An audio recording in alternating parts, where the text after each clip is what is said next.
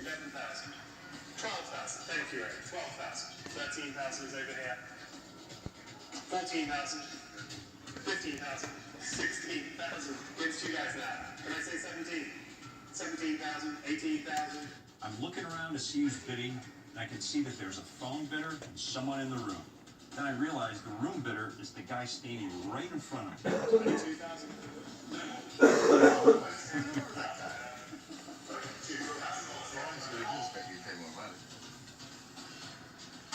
22,000 goes down. Well done. Model T Speedster is a total shock. It did $22,000 at the hammer, which is far exceeds my expectation for the car. Derby. So I'm very happy about that.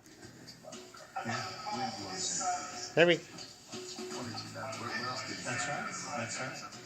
And the guy right in front of me ends up buying the car. He doesn't know that I'm the owner of the car, so that was kind of cool.